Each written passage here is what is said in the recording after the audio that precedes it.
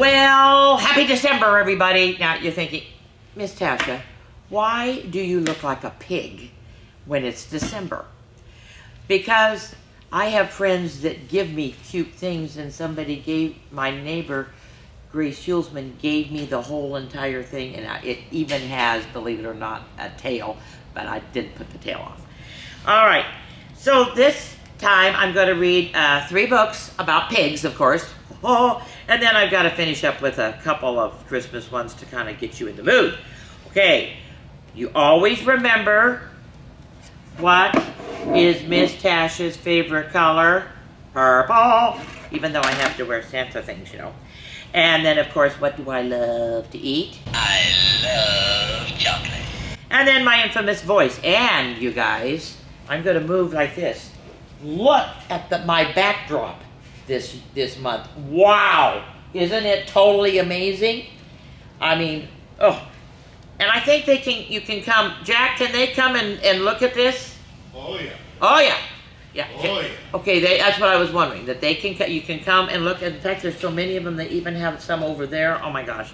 So anyway, just thought I'd put a little bit in there for that. All right, my first book today, I'm going to put my lovely little guy down for right now, is called Grunt. And Grunt is by John Richardson. It's illustrated. It's not listed. It didn't say who illustrated it.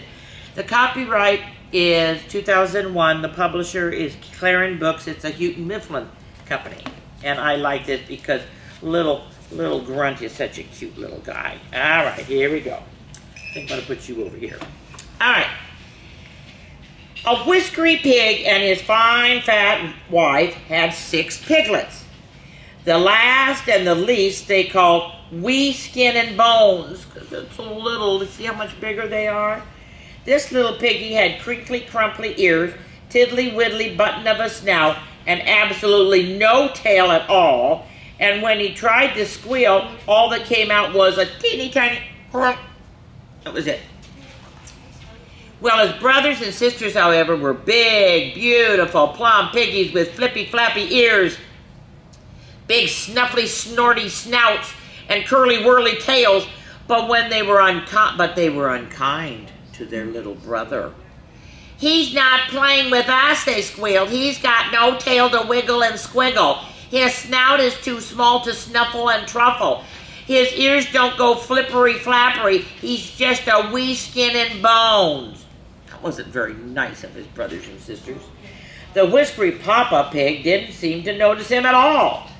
But what made Wee Skin and Bones especially sad was that his brothers and sisters made so much noise, his mama couldn't hear his tiny little grunts. "Nobody loves me, Wee Skin and Bones. Cock-a-doodle-doo, what's a little piggy to do?" crowed the rooster. "Me, oh my, he can't stay in the sty," bleated the sheep. "Nay, nay, nay, you must go away," cried the horse. "Off you go then," said the fat speckled hen. Gosh, nobody's nice to him. Oh, not very good. And he has a little tear. There's a tear coming down. So Wee Skin and Bones ran wee all the way from home until he reached the middle of a great, dark forest.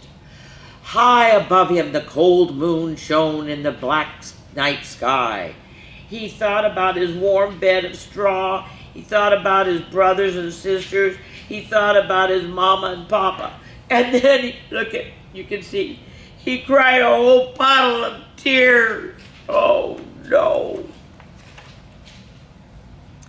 An owl hooted, leaves rustled, and Wee Skin and Bones rubbed his eyes and looked hard into the shadows. 2 beady eyes looked back at him. "What's the matter, little piggy?" asked a wonderfully kind voice. "I'm Wee Skin and Bones, and I'm all alone in this big wide world." "Then it's good that I'm here," said the voice. "My name is Old Scratch and Scruff. I'm a bristly old scruff on the outside, but inside, ooh, I'm a beauty. Will you be my friend?" "Me? How can I be your friend?" sighed Wee Skin and Bones, "when I have no tail to wiggle and squiggle." "Tails?" said Old Scratch and Scruff. "I can take them or leave them." but my ears are all crinkly and crumply, and I got a tiddly-widdly snout, and no one can hear my teeny-tiny grunt. Crinkly, crumply, tiddly-widdly, cried old Scratch and Scruff. Wonderful. Couldn't be better.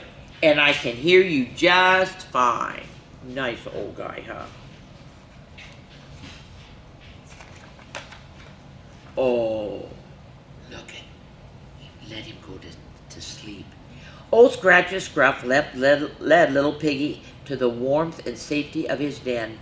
He gave him supper, and then he tucked him into a bed of moss and leaves. "Good night, wee Skin and Bones," whispered the scruffy boar. In the morning, old Scratch and Scruff took wee Skin and Bones for a romp through the forest.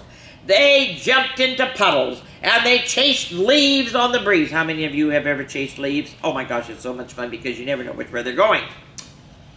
And they snuffled for truffles. Ooh, hoo, hoo. They pulled plums off of trees. Look at he. Oh boy. And suddenly, wee Skin and Bones let out such a big grunt that he startled old Scratch and Scruff. "What's this feeling I've got?" he gasped. Like you've got a tail that's curly and whirly," said old Scratch and Scruff. "And like my ears are flippy and flappy, and my snout is all snuffy and snorty," finished wee Skin and Bones. "That's happy," cried old Scratch and Scruff. "Happy inside out." "But," said the little piggy. "There's something missing," finished the boar. "Yes," said wee Skin and Bones. Wonder what's missing. What do you think? All of a sudden, there was a great snorting and snuffling and squeaking and squealing. Wee Skin and Bones' mama came trundling up the hill, with her babies following close behind. She took one look at wee Skin and Bones and burst into a whole torrent of tears. "There you are," she cried. "I've been searching everywhere for you." "Oh," said wee Skin and Bones, you don't mind that I'm all tiddly-widdly and crinkly-crumply?" "Crinkly-crumply, tiddly-widdly is even more precious," said the fine Mama Pig, smothering her baby in a whole shower of kisses. "Grunt!" grunted wee Skin and Bones very loudly and proud and happily. "My thoughts exactly," said old Scratch and Scruff as he quietly slipped back into the forest. Wasn't that good? Yeah, I thought that was a good one.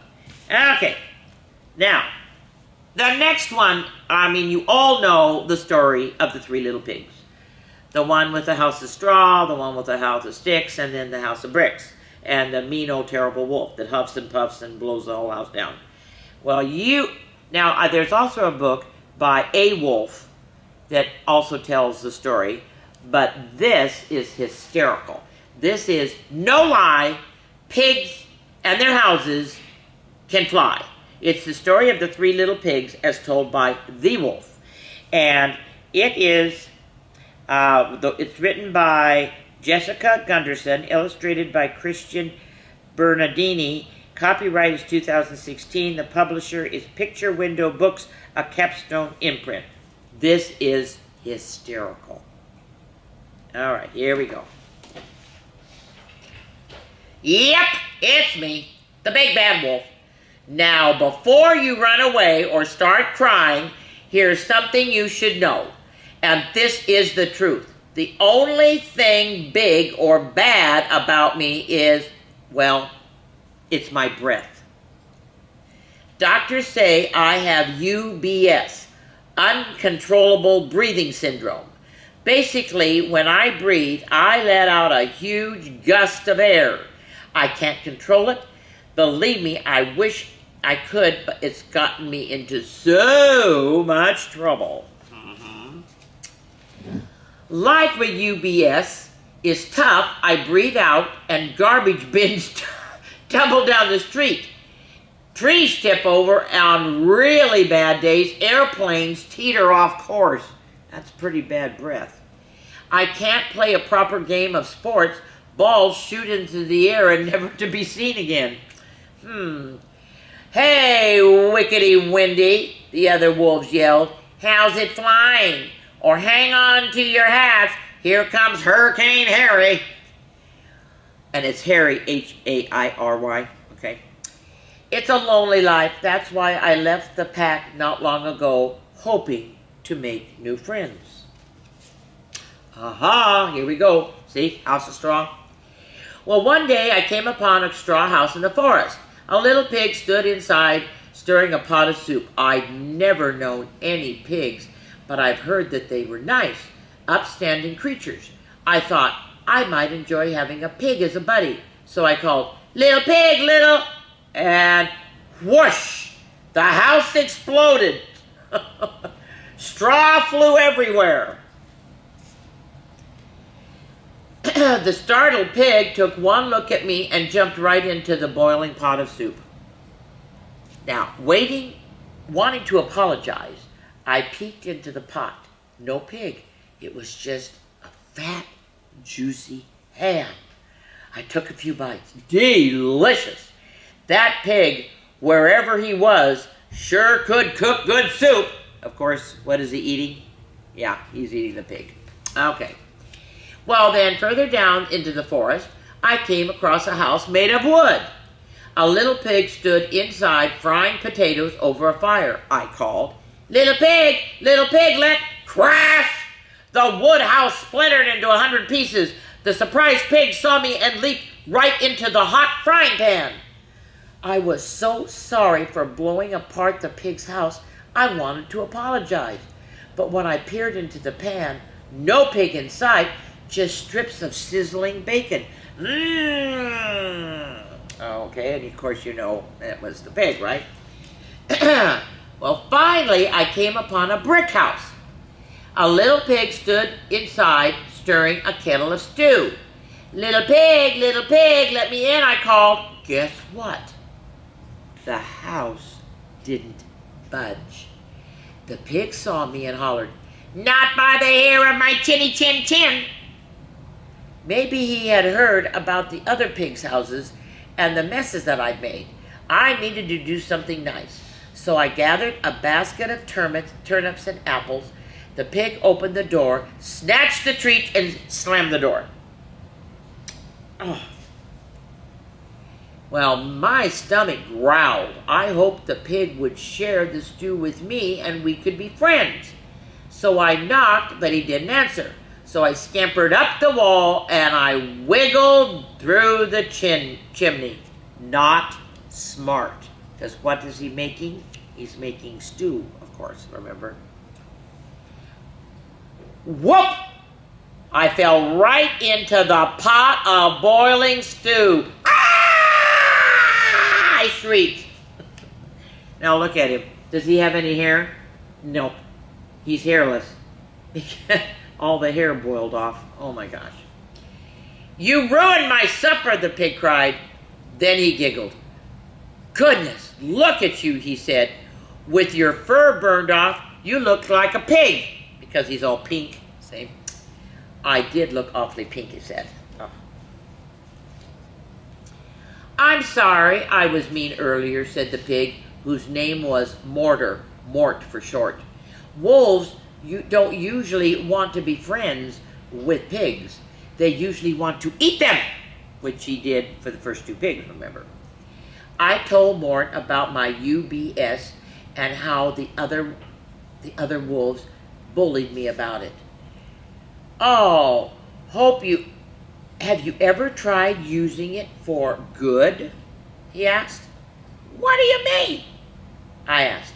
Come on, I'll show you. Okay, look it. And a lot of times when kids blow the candles out on their birthday, sometimes they don't have enough wind to blow all the candles out at once because you need to blow all the candles out at once so you can make a wish, right? Well, Mort led me to a little blue house. Inside, a girl was huffing and puffing, trying to blow out her birthday candles. Mort nudged me. I leaned through the window and I blew. The candles went out and the kids cheered. Very good. Now what do you think he's going to use it for? How many of you have ever flown a kite? What do you need to fly a kite. You need a lot of wind. Yep. Later, we found a group of children trying to fly their kites. The day was calm and the kites wouldn't move. But when I breathed in their direction, the kites sailed in the air. So, that's my story. Mort and I have become good friends, and his house is so sturdy, I never worry about blowing it down by accident. He made stew again tonight. No meat in here, I asked. I don't eat meat, he said. Not even bacon? Mort shook his head and sighed. No, Wolf, not even bacon. Not even when pigs fly. So, isn't that kind of I thought that was really good that he now became friends with the pig. And now, if Mort told this story instead of the wolf, what do you think some of the details would be a little bit different? What if the first pig in the straw house told the story? How would it be from his point of view? So you can really do a lot of things with the story, The Three Little Pigs. Okay, so have fun with it. Oh, like at first the third pig, Mort didn't want to be friends with the wolf, but what events caused Mort to change his mind? Okay? Anyway, isn't that a cute one? I love it. I love it, love it, love it. All right. Now my finale on the pigs. Are you ready? Oh my goodness. Remember, pigs tend to get what? Fat. Very, very fat. Well, this guy really gets fat. This is When Pig Got Stuck in the Trough. It is written by Dave Thorne, illustrated by Chris Lehman. Copyright is 2021. The publisher is Design and Patents Act from 1988. All right, here we go. Oh, it's so good, guys. Of all of the pigs that lived in the sty, there was one they called Dougie, will surely catch your eye. He's like all the rest as he's pink and he's grubby, but compared to the rest, he's exceptionally chubby.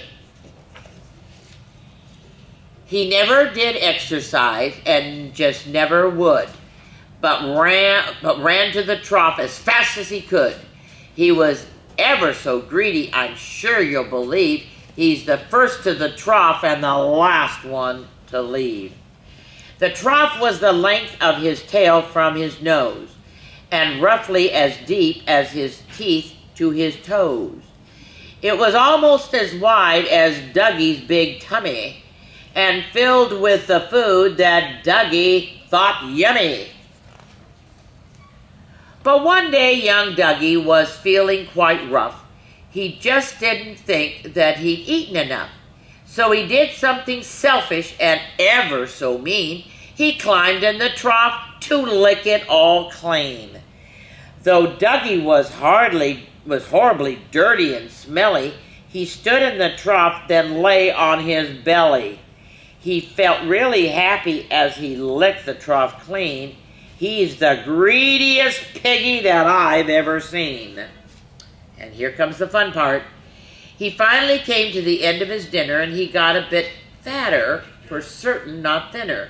Because he'd been greedy, he'd run out of luck. When he tried to stand up, he found that he was stuck.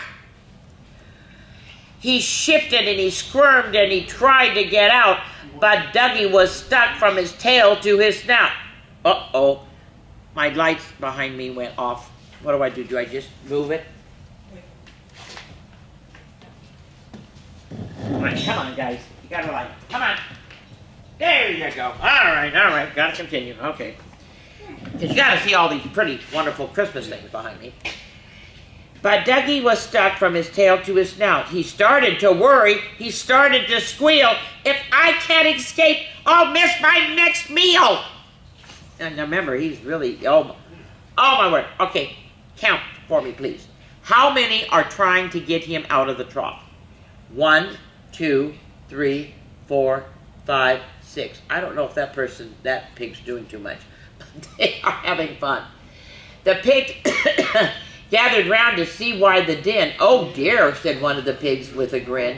"What miserable luck," said Doug, looking sad. "Could one of you fetch my mom or my dad?" "You shouldn't have been greedy," a pig, looking stern, "and you need to eat less. I think you will learn. We all try and help, but will probably fail, and there's nothing to grab but your ears and your tail." They pushed, and they jiggled, and they tried a quick nudge, but Dougie was stuck and just wouldn't budge. "We could pull with a rope," said one of the mums, "but it wouldn't have worked. They hadn't got thumbs." Remember, they just have to do it with their hooves. Well, the noise then attracted Donkey and Duck, very surprised to see Dougie was stuck. They laughed at poor Doug getting stuck in the trough, which was hard for the donkey as he had a cough. The chicken, the goats, the geese, and the bunny all came to see what they found quite so funny. The farmer's cat, Puddles, came out of the house, and this was more fun than chasing a mouse. Okay? Because there is a mouse around here somewhere, I think. "Were you trying to find somewhere different to sit, or just being greedy or being a twit?" "I was hungry," said Dougie, "and just didn't think. Now I'm covered in food and I'm starting to stink." We'll fetch the farmer. He'll know what to do, though he'll take a few pictures and laugh a lot too. So they made lots of noise to grab his attention, and they knocked on the door with some apprehension. Uh-oh, here he comes.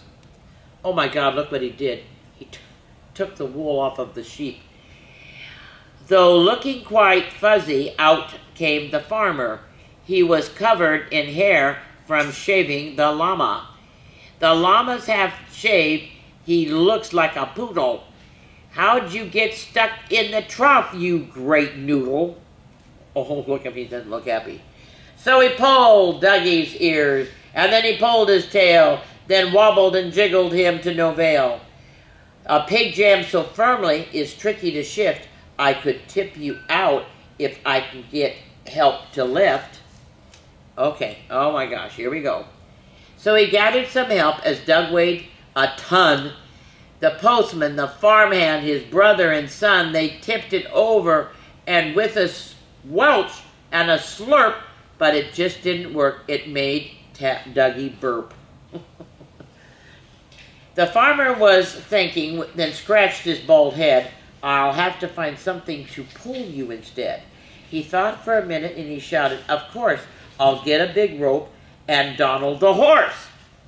Oh my God, look at that poor horse. He's trying, but it's not working. Dougie was holding the rope in his teeth as they couldn't quite get the rope underneath.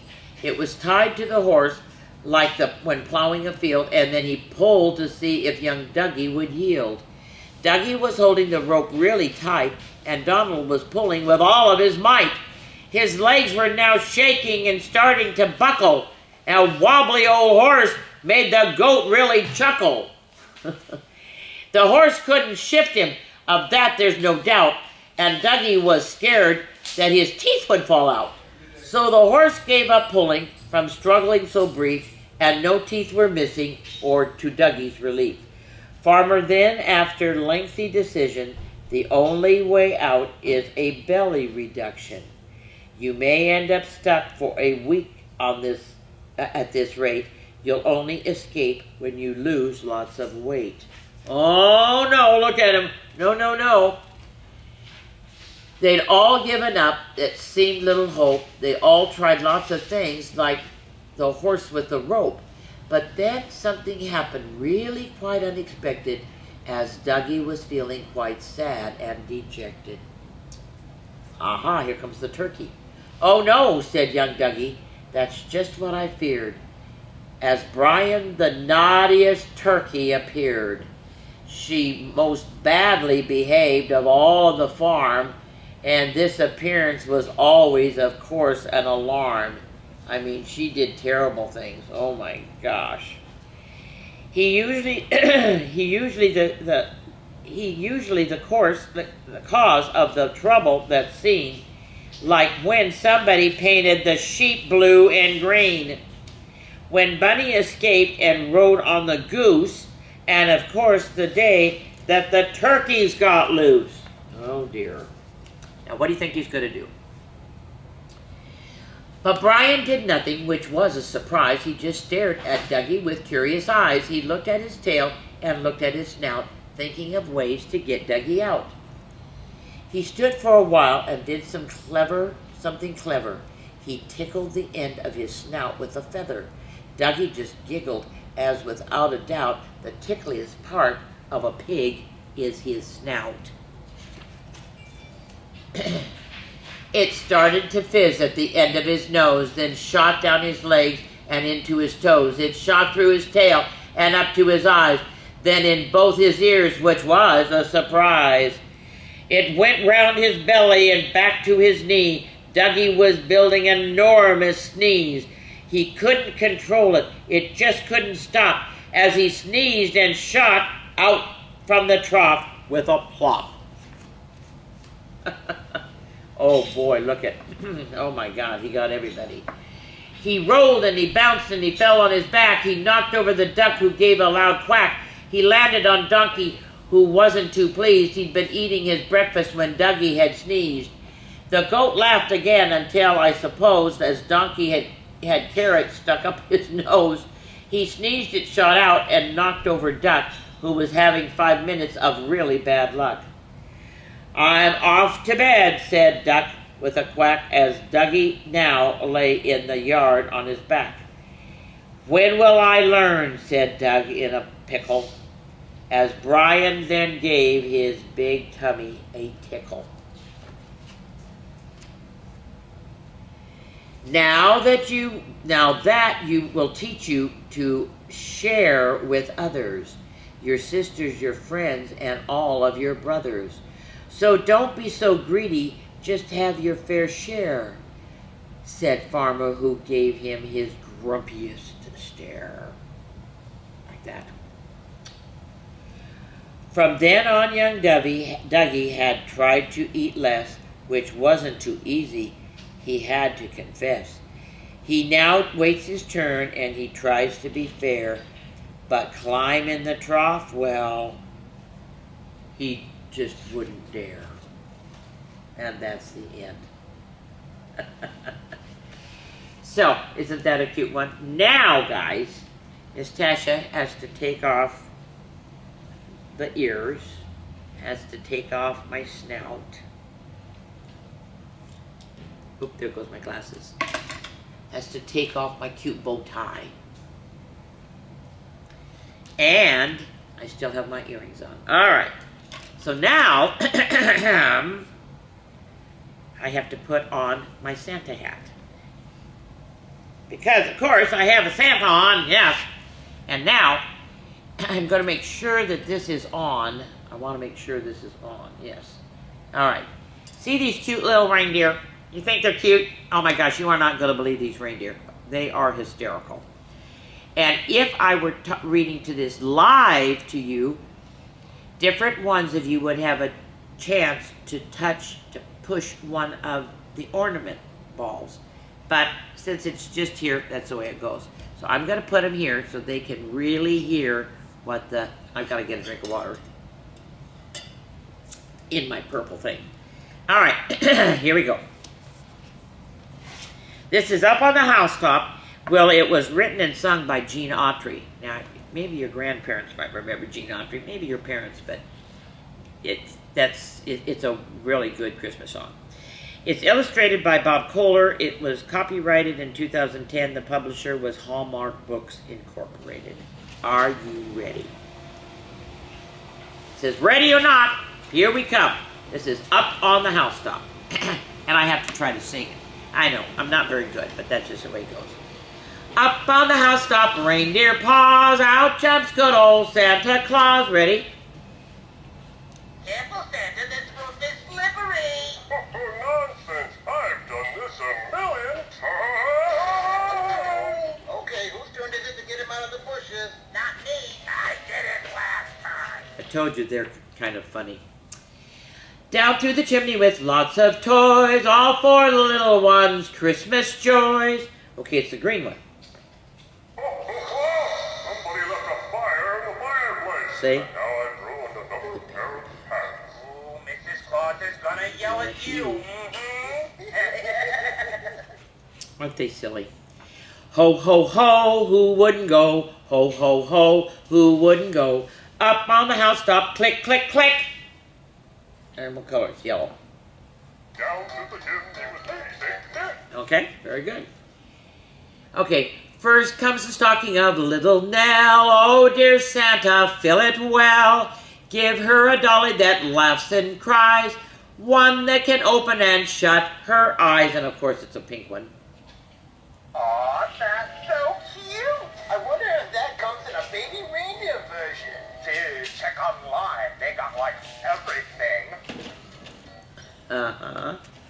Now for the boy. Now this is really an old song, because normally I don't think parents would give you this. Are you ready? Next came the stocking of little Will. Oh, just see what a glorious fill. Here is a hammer and lots of tacks, also a ball and a whip that cracks. Say, this is a nice whip. Think I'll give it a try. Not in the house, Santa. Oops. My bad. Oh dear. Ho, ho, ho, who wouldn't go? Ho, ho, ho, who wouldn't go? Up on the housetop, click, click, click. Santa, that's your line. Oh, yeah. Down to the chimney with me. Sorry. All right, now, this is the best part. This is why I wish Miss Tasha wished that I could be live, because I have fun with this part. Because it says, whatever you do, don't push the red button. Now, be truthful. When somebody tells you something like that, what do you want to do? Yeah, you want to push the button. Okay, so here we go. And you won't believe what happens. I can't believe you pushed the button. You know what This means you're on the naughty list. You're on the naughty list. So the kid who comes up and does this has to be a good sport. Okay, we're going to try it again. Oh no, they pushed the button. Uh-oh. So now what happens? Apparently nothing. So it's just an extra button? Well, that's a letdown. And the third one. I'm sorry, you've pushed a button that is no longer in service. Yeah. So please make another selection. And have a nice day. Oh, that's funny. Oh, they are so silly. Oh, they are so silly. All right, now, I'm going to finish with one more. And then, of course, you're going to have to dance. That's the way it goes. Okay. Going to put this down. All right. I'm going to put this on, but I'm not going to make you dance yet. Okay. Because we have to. All right. This is a neat book called As Cool as It Gets. It's by Joey John, and the cover illustrations by Peter Oswald. The interior illustration is by Saba, oh my God, Josh Hagani, I guess. Copyright is in 2022. It's this year. The publisher is HarperCollins Children's Books. Okay, are you ready? And this is The Cool Bean, Little Bean. And the neat thing about this, if you get this book, look at all the stickers. There are 2 entire pages of fun stickers. And that's going to be part of my challenge. Okay, and here we go. Watch out! Here comes the holidays. Bells are ringing, jingles are jingling, and tinsel is tinkling. Okay. Whatever, it doesn't matter. The truth is, I don't usually feel very festive, jolly, or merry this time of year. I may be a cool bean, but I don't always have the coolest holiday season. Oh, no. It's getting all messed up with the tinsel. So, here's why every year there is a big fancy big old holiday party. And all the beans in the town are there to celebrate and whoop it up. And every single year we have a gift exchange. That's not bad. To enter, you select a bean's name out of the hat. This year I randomly picked Bernadette J. Well, Bernadette J is one of the coolest beans, and I knew she would be expecting one of the coolest of all the cool gifts. It's kind of a big deal. There's lots of pressure to be a great gift giver during the holidays. After all, what's cooler than making someone's day with an amazing expensive present? Am I right? Look at all these. A coat, a watch, a bicycle. Oh, PlayStation. And of course, what color is the PlayStation? Purple. All right. Of course, I couldn't buy her anything extravagant like that. I have no bean bucks to my name. In fact, he has a shoe, he has a can, I don't know, some kind of a thing, I don't know, a bone. I don't know what those are. Oh, a cap. Bottle cap. So I tried finding a gift for Bernadette. I went on a treasure hunt across town. All I found was an acorn, a button, a rock, an apple core, a broken leaf, and a single solitary shoe. Sigh. A bean like Bernadette wouldn't want any of that stuff.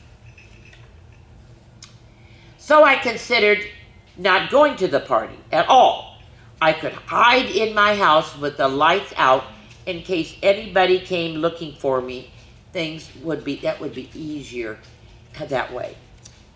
But just as I was starting to panic, I spied some pens and paints and paper in a dusty, forgotten cabinet.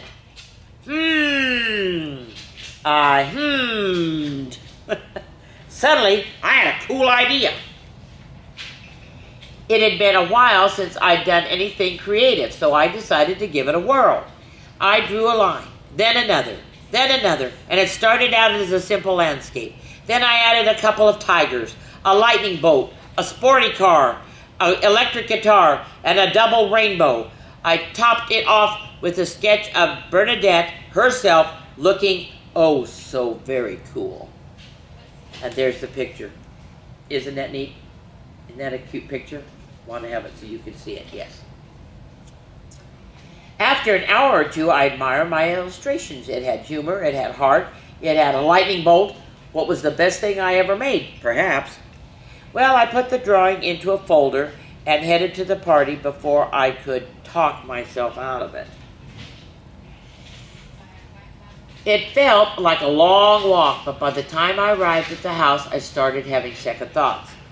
There was, before I saw, the gifts stacked in the corners, stretching all the way to the ceiling.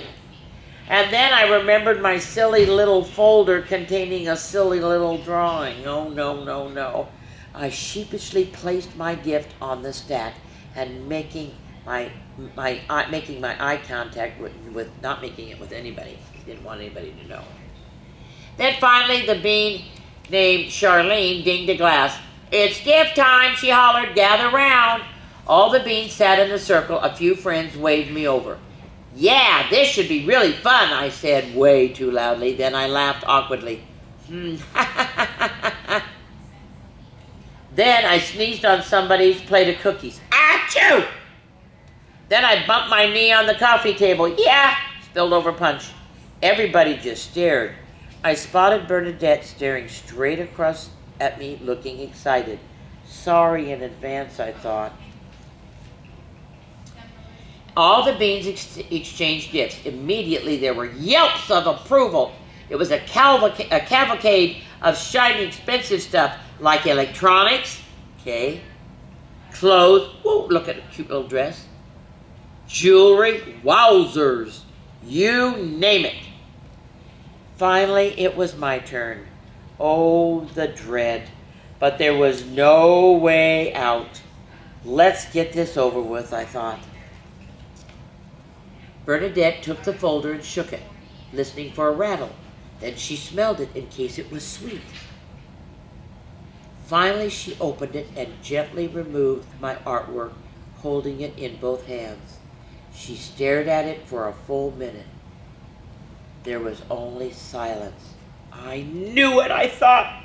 The worst gift of the party. Time to disappear forever.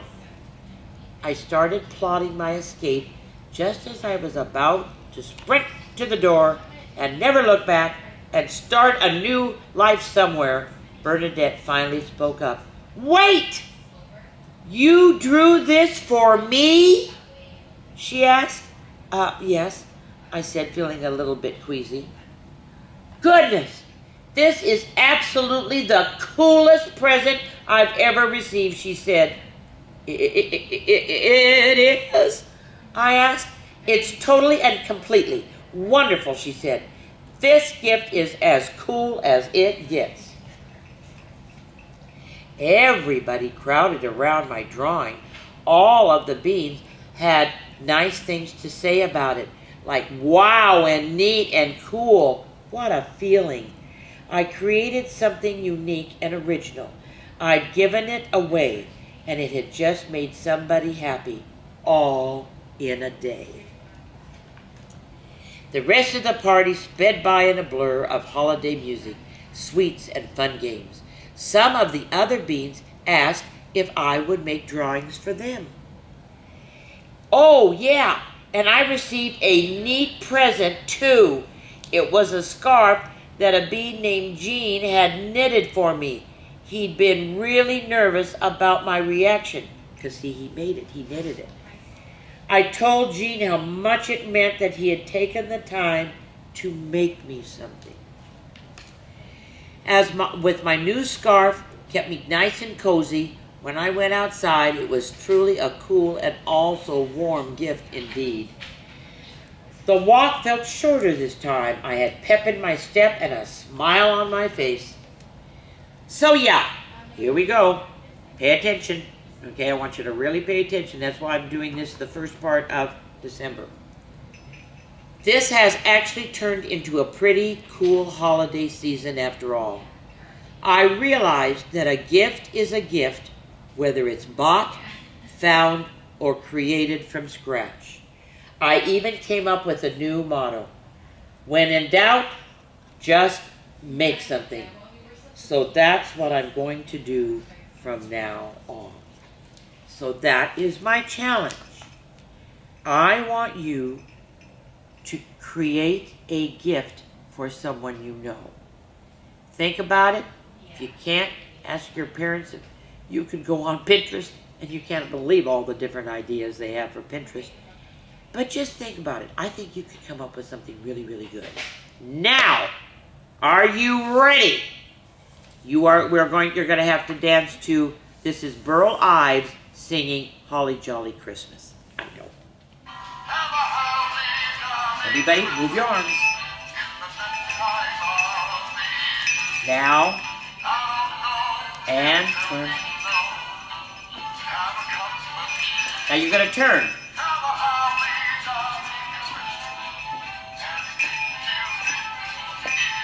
Now you're going to go one side, the other side, and then this here.